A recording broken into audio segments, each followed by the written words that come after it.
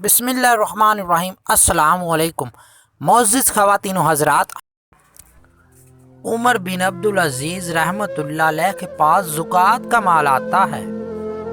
فرمانے لگے غریبوں میں تقسیم کر دو۔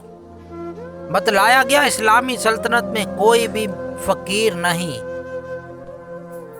فرمایا اسلامی لشکر تیار کرو۔ بتلایا گیا اسلامی لشکر ساری دنیا میں گھوم رہے ہیں۔ فرمایا نوجوانوں میں شادیاں کر دو۔ بتلایا گیا کہ شادی کے خواہش مندوں کی شادیوں کے بعد بھی مال بچ گیا ہے۔ فرمایا اگر کسی کے ذمہ قرض ہے تو وہ ادا کر دو، قرض ادا کرنے کے بعد بھی مال بچ جاتا ہے۔ فرمایا دیکھو یہودیوں اور عیسائیوں میں سے کسی پر قرض ہے تو ادا کر دو۔ یہ کام بھی کر دیا گیا، مال پھر بھی بچ جاتا ہے۔ فرمایا اہل علم کو مال دیا جائے، ان کو دیا گیا، مال پھر بھی بچ گیا۔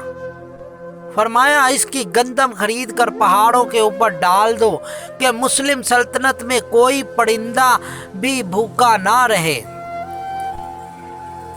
تو اے عمران خان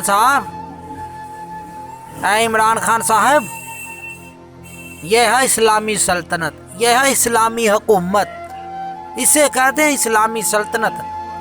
آپ نے بڑی دور کی بات، پرندوں کو کیا کھلانا، اپنے تو غریبوں کے ہاتھ سے بھی روٹی چھین۔